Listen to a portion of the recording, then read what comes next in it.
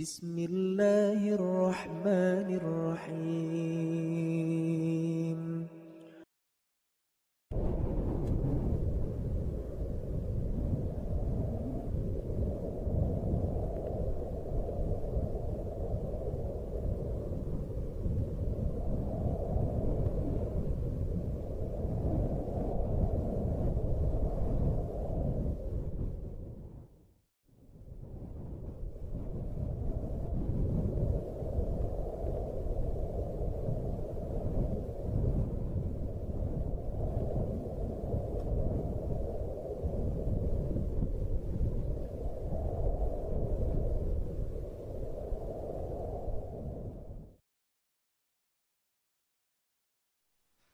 تبارك الذي بيده الملك وهو على كل شيء قدير، الذي خلق الموت والحياة ليبلوكم أيكم أحسن عملا وهو العزيز الغفور، الذي خلق 7 سماوات طباقا ما ترى في خلق الرحمن من تفاوت فارجع البصر هل ترى من فطور ثم ارجع البصر كرتين ينقلب إليك البصر خاسئا وهو حسير، ولقد زينا السماء الدنيا بمصابيح وجعلناها رجوما للشياطين وأعتدنا لهم عذاب السعير.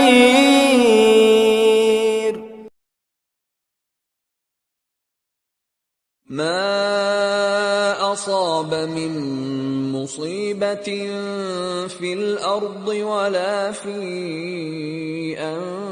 أنفسكم إلا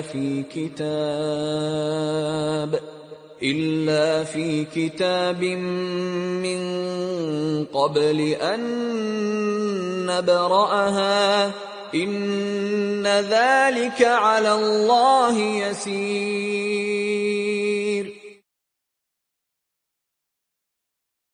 بل هو قرآن مجيد في لوح محفوظ.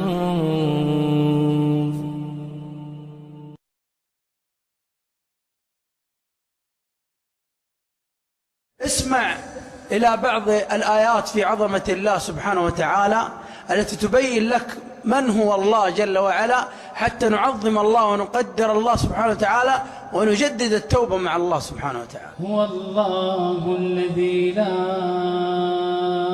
إله إلا هو عالم الغيب والشهادة.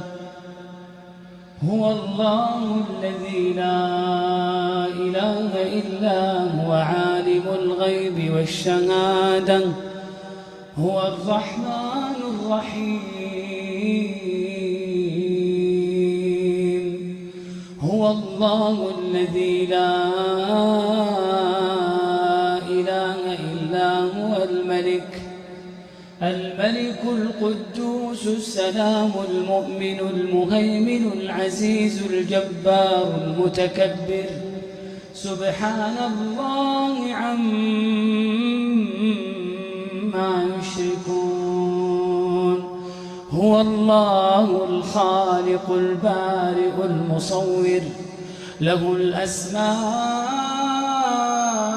الحسنى، له الأسماء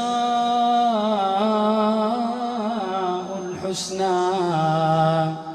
يسبح له ما في السماوات والأرض وهو العزيز الحكيم. يسبح له ما في السماوات والأرض وهو العزيز الحكيم.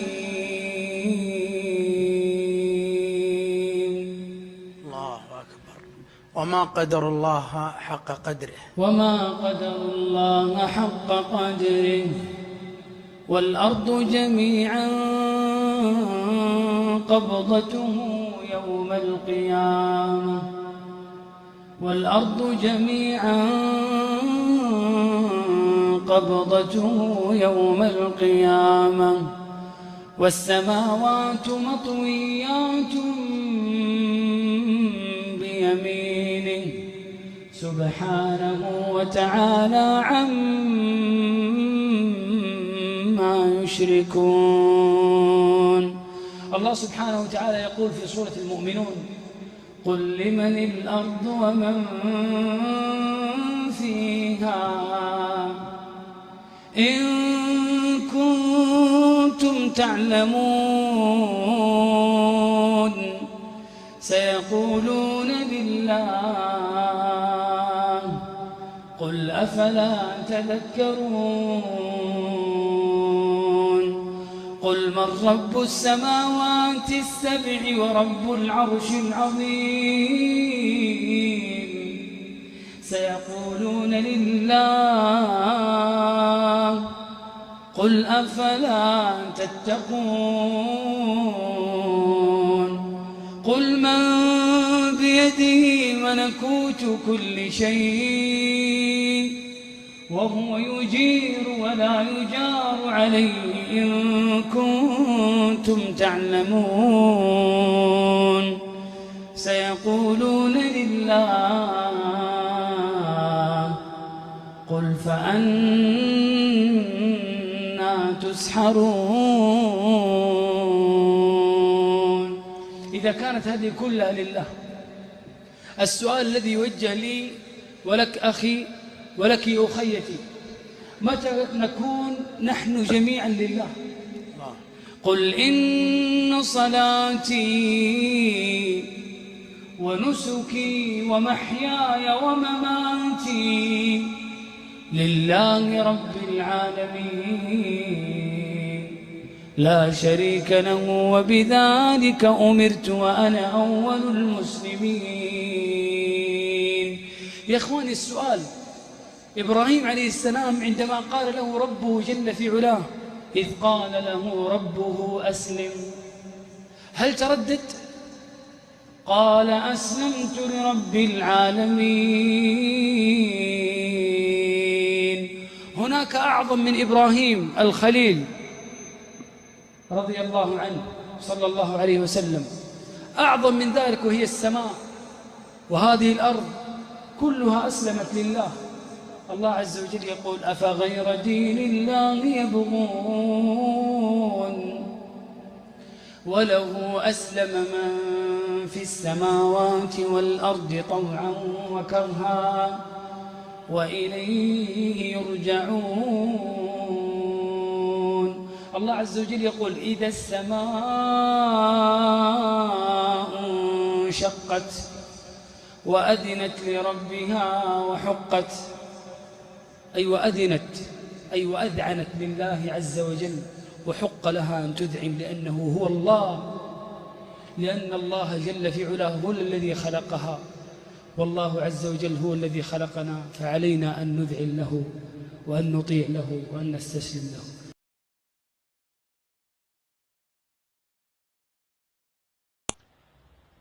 Let us begin with the very heart and substance of the Sunnah of the Prophet ﷺ.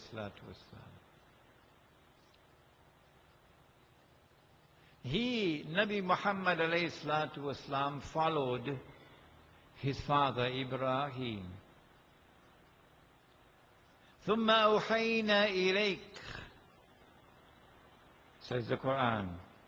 And then we revealed to thee, O Muhammad alayhi salatu wassalam, and ittabi' millata abikum Ibrahim, that you also must follow the religion of your father Abraham.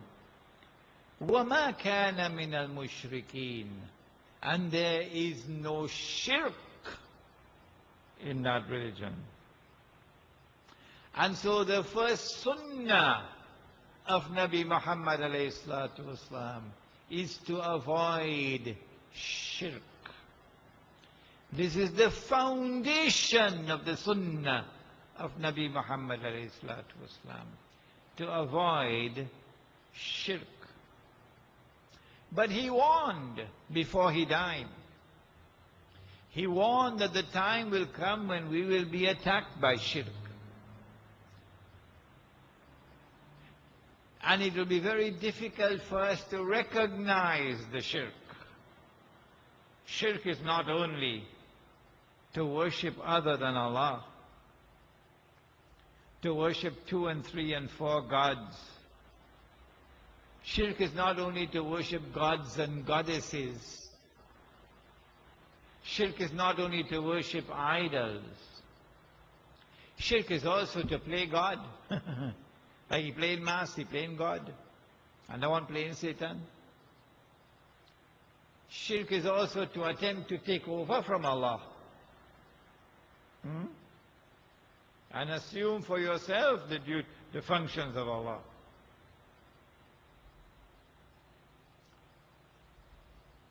He said shirk will one day attack you. But be difficult to recognize it. How difficult? As difficult as it would be to recognize a black ant on a black stone on a dark night. That's how difficult it will be. Who can recognize a black ant on a black stone on a dark night?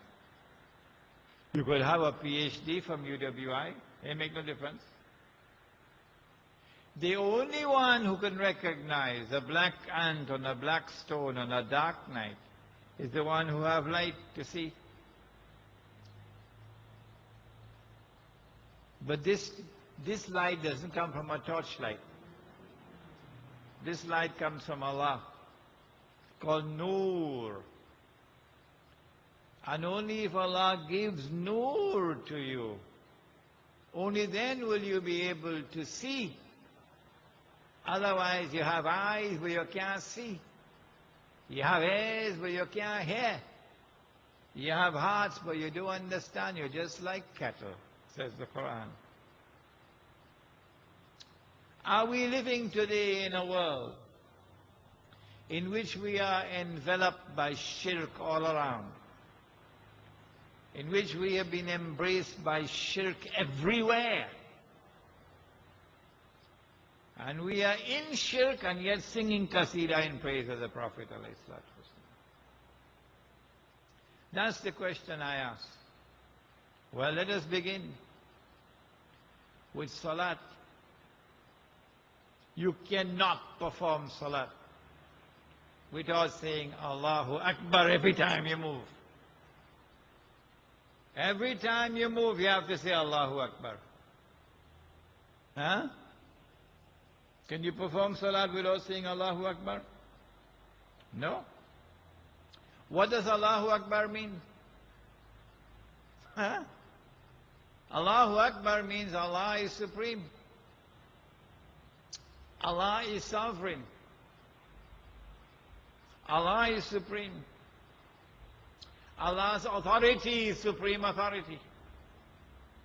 Allah's law is supreme law. That is Allahu Akbar. If you recognize someone else as sovereign other than Allah, that is shirk. If you recognize someone else's authority as supreme over Allah's authority, that is shirk. If you recognize someone's law as supreme law over Allah's law, that is shirk. Anyone is free to challenge me at any time, stop me and challenge me. Yes, because this lecture is being delivered for generations to come. So challenge me if I'm wrong. And so we established Allah's sovereignty as Muslims. Whenever we took control of a land, we made Allah Akbar in that land, that Allah was recognized as Akbar in that land, wherever we took control of territory. So Allah was sovereign in that land. And Allah's authority was supreme in that land. And Allah's law was the supreme law in that land. And that land was called Darul Islam. And we appointed a leader who was called a Khalifa. In English, Caliph. He's also known as Amirul Mu'mineen, the leader of the believers. He was also called the Imam. 3 titles: Khalifa, Amirul Mu'mineen, Imam. And that state was called the Khilafah. And in that model of a state, Allah's sovereignty was recognized. Allah's supreme authority was recognized. Allah's law was recognized as supreme law. And Allah's law was enforced. Is Allah recognized as Al-Akbar anywhere on the earth today? No.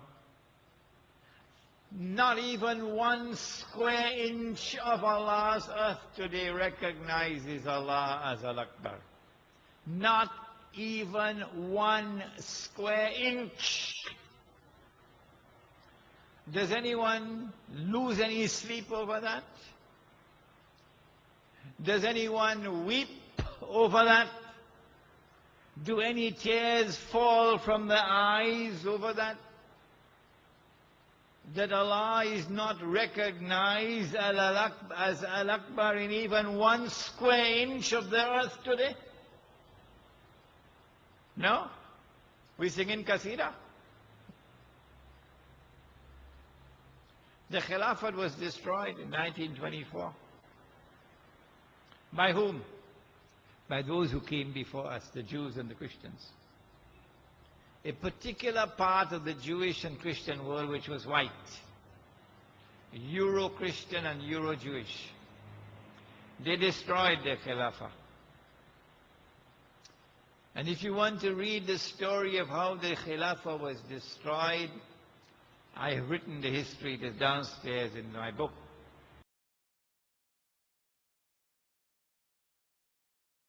Ustaz, lalu apa maksudnya? 50.000 tahun sebelum langit dan bumi diciptakan, sudah tertulis di Lauhul Mahfuz bahwa nanti kita akan begini, kita nanti akan begini, kita nanti akan begini. Apa maksudnya itu, Pak Ustaz? Bingung nggak? Bukankah ini berarti Allah telah tetapkan duluan? Bukankah kita hanya mengikuti skenario yang telah disusun oleh Allah? Bukankah ini namanya keputusan dari Allah? Bukan. Sekali lagi, bukan. Yang keputusan dari Allah namanya qada. Yang qadar atau takdir, sekali lagi, adalah ilmu Allah maha meliputi segala sesuatu. Sampai sesuatu itu belum lagi ada, Allah dah tahu bahwa si fulan nanti akan ada. Saya ciptakan dia nanti. Lalu setelah dia besar, dia memilih jalan hidup begini. Dituliskan itu, dia akan memilih jalan hidup seperti ini. Nanti dia akan menikahi wanita yang seperti ini dengan pilihannya sendiri. Nanti dia akan mengakhiri hidupnya dengan cara bunuh diri dengan pilihannya dan keinginannya sendiri, ya.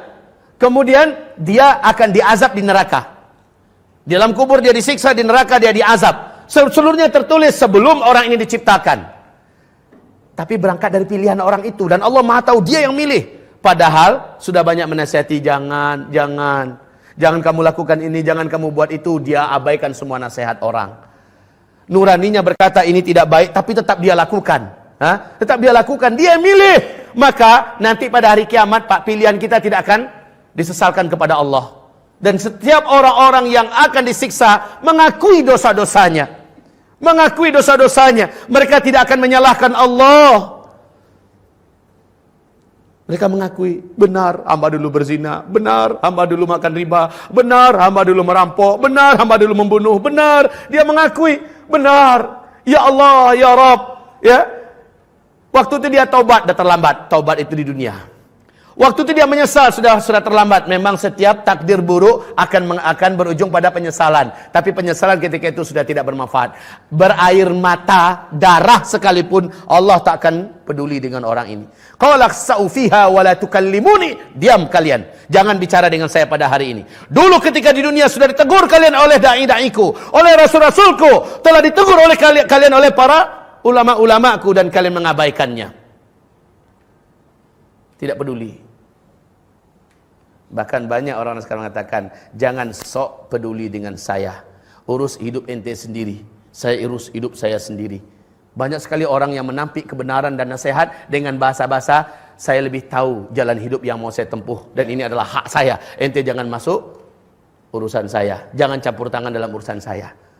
Anak berkata pada orang tuanya, Pak, saya sudah besar Pak, jangan Bapak ikut campur dalam hidup saya, cukup sampai di sini, saya pandai menentukan hidup saya sendiri.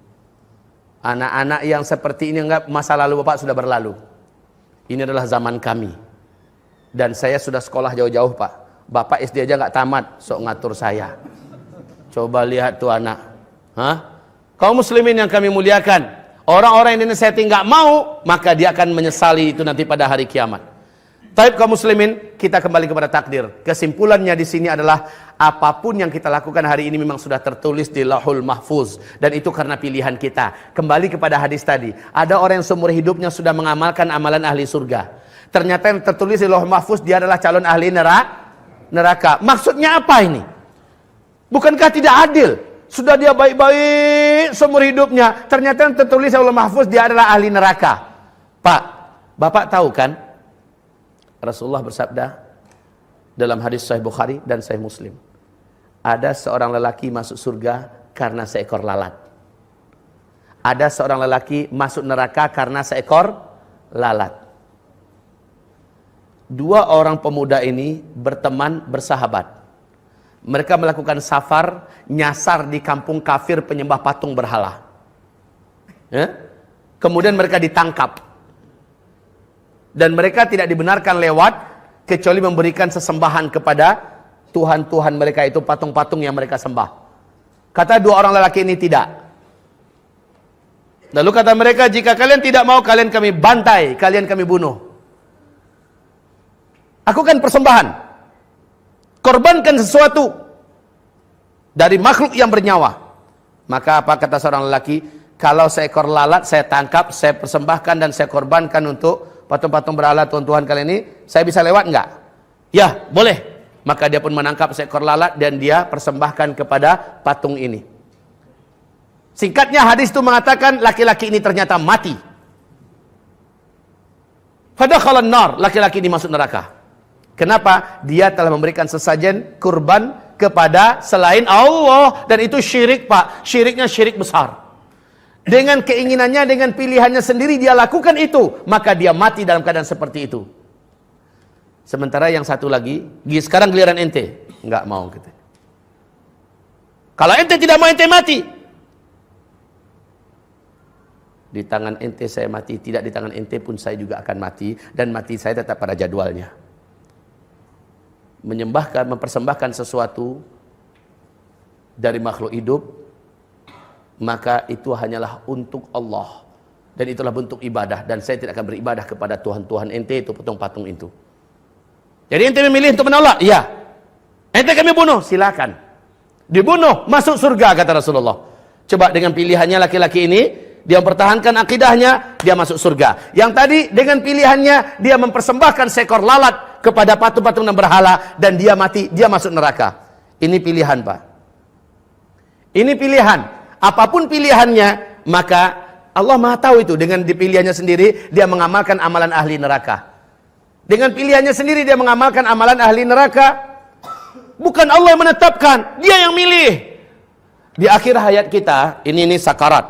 Atau anggaplah beberapa hari menjelang dia mati, ternyata orang jahat ini, beberapa hari dia akan mati, dia memilih jalan taubat. Dia nggak tahu kapan dia mati. Tapi ketika tersentuh olehnya satu dua kata-kata atau pengajian, sambil duduk mabuk di samping masjid, terbangun, mabuk ya, subuhnya dia terbangun, dia dengarkan ceramah, tersentuh dia pun menangis, ya, tobat dia. Padahal jadwalnya di sisi Allah kematiannya hanyalah 2 hari lagi. Dia taubat benar-benar, lalu 2 hari kemudian dia mati. Dia husnul khotimah. Dosa masa lalunya Allah putihkan. Dia yang memilih. Makanya Allah mengatakan jangan kamu menunda-nunda tobat. Udah tua. Emang ada jaminan dari malaikat maut datang kepada kita, hai fulan, ini karcis kematian ente. Umur ente mati nanti 65 tahun setengah. Saya masih 25 tahun, masih lama. Buat dosa dulu ntar ujung-ujungnya tobat. Enggak ada seperti itu. Karena nggak ada, ini adalah misteri dan rahasia. Jangan tunda-tunda. Sari'u ila maghfirah. Cepat kamu tobat. Cepat. Bisa jadi kita tobat hari ini, sorenya kita meninggal. Kematian adalah misteri dan rahasia, Pak.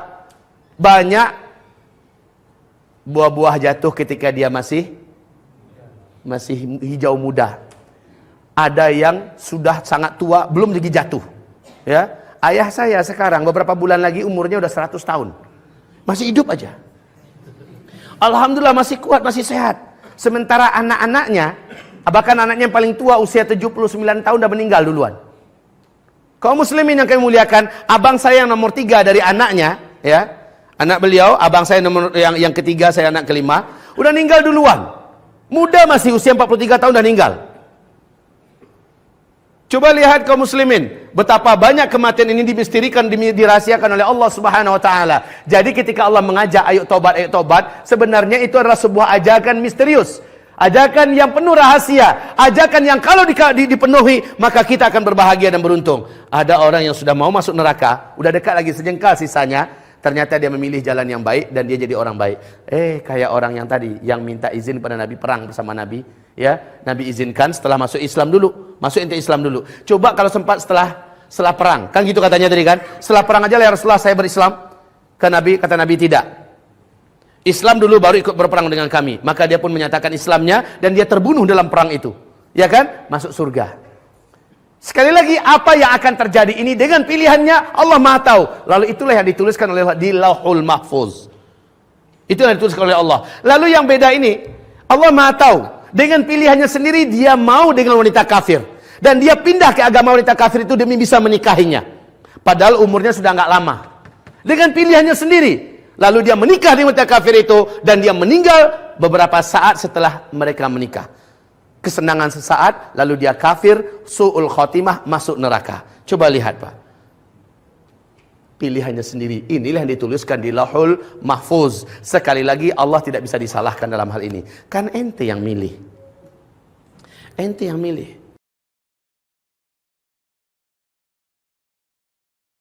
Someone might say, well, how does dua change qadr if you know it's already decreed, if it's already written down? How can dua change my fortune? Quickly, there are different types of qadr. There are different types of decree. There is that which is written with Allah subhanahu wa ta'ala in a Lauh al-Mahfuz, in the preserved tablet, where everything is taken into consideration. For example, you were supposed to live 80 years, you made dua, you did a good deed, so Allah will change your decree to 90 years. That's already taken into account in Lauh al-Mahfuz. What would have happened is already written in the Lauh al-Mahfuz. As far as that which is with the angels, the records of the angels, that which is written on Laylatul Qadr, that which is written when you are in the womb of your mother, that which is written on a daily basis, كُلِّ يَوْمٍ هُوَ فِي شَأْنٍ. Every single day Allah subhanahu wa ta'ala is planning and things are being written down by the malaika every single day. All of that can be changed, and that's what Allah Azza wa Jalla means when He says in the Quran, يَمْحُ اللَّهُ مَا يَشَاءُ, that Allah subhanahu wa ta'ala blots out what He wills and He confirms that which He wills.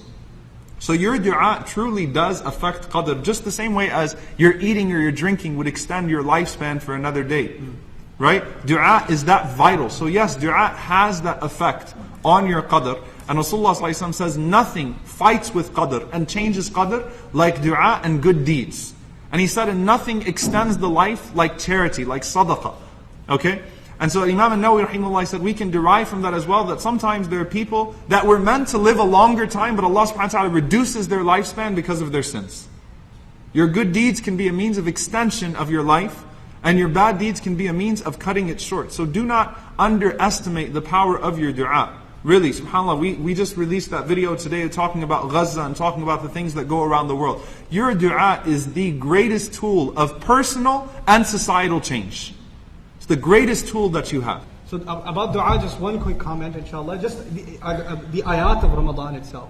In the ayat of Ramadan, إذا سألك عبادي عني فإني قريب أجيب دعوة الداعي إذا دعان فَلْيَسْتَجِيبُوا لِي. The famous ayah, I've talked a long time about this ayah. Whenever the slave asks, anybody who makes dua asks about me, then let them know. Then immediately Allah mentions, no doubt about it, I am near. But the part I wanted to highlight to you is أُجِيبُ دَعْوَةَ الدَّاعِ. I respond to the call of any or every single one that makes the call at the very time that they make the call, meaning the response from Allah is coming immediately. But He did put a condition on that response. And He said, فَلْيَسْتَجِيبُوا لِي. Then they better respond to me too. Meaning you're asking Allah for something, but the ayah says Allah is also asking you for something. So you don't just get to say, Allah is not doing for me, when Allah gets to say, well, what have you even tried? Have you even tried? And the other thing there is Allah did not say فَلْيُجِيبُوا لِي, He said فَلْيَسْتَجِيبُوا لِي. About Himself He said ujibu. He didn't say astajibu in the ayah, He said ujibu da'wat ad-da'. But when in our time came, He said فَلْيَسْتَجِيبُوا لِي. There's a difference between these two. They both mean respond. But one of them is immediate and complete. And Allah is asking us for us to respond to Him. He didn't say they should completely and absolutely respond to me in the most perfect way, because we can't. So He put istijaba there. They should at least try to respond to me. At least put some effort in, okay? Just give it some, let's see some effort on your part. And then you can expect that du'as will be answered by Allah Azza wa Jal. May Allah make us of people who actually respond to the call that Allah is making on you and us and our families too. Ameen.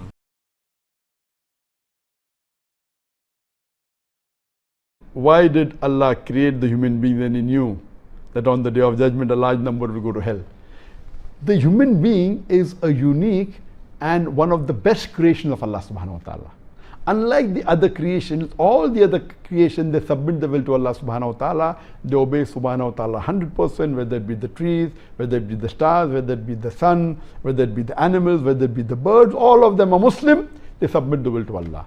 Allah created two creations, the jinn and the men, the jinn and the human being. And the human being is a superior creation that they have a free will of their own. They can either obey Allah or they can disobey Allah. Now after free will is given, if a person obeys the commandment of Allah subhanahu wa ta'ala, obeys and follows the Quran and the Sahih Hadith, he is far superior than a person who has no free will and he obeys the commandment of Allah subhanahu wa ta'ala.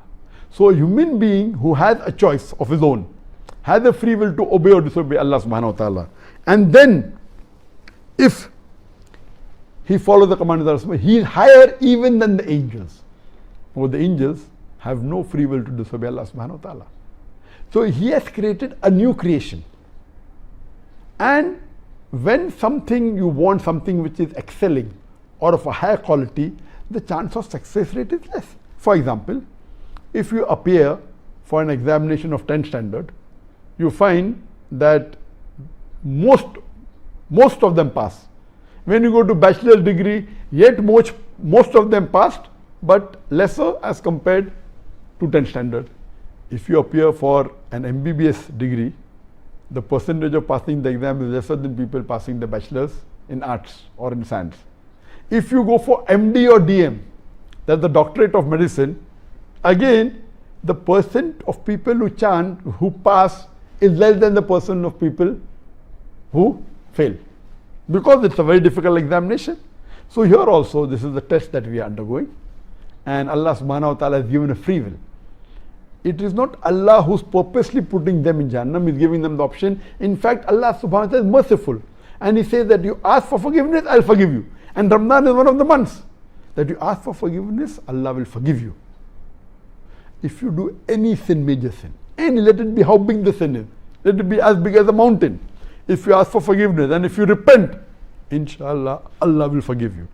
But we human beings, we are ungrateful to Allah subhanahu wa ta'ala. We do a mistake, we ask for forgiveness, Allah forgives us, then we go back to the sin. So this is the test we are undergoing, as Allah says in the Quran in Surah Al-Imran, chapter number 3, verse number 85, that kullu nafsin zaqatul maut, every soul shall have a taste of death. And only those who are successful, who achieve the objectives of the life, is those who enter Jannah.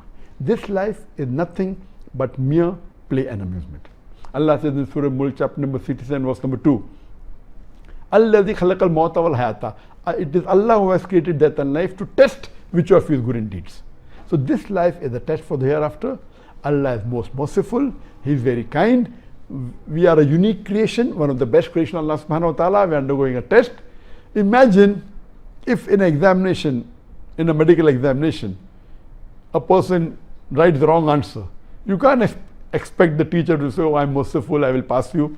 If the teacher passes the people in the medical examination, what will they do? When they pass, instead of treating the patient, they will start killing them.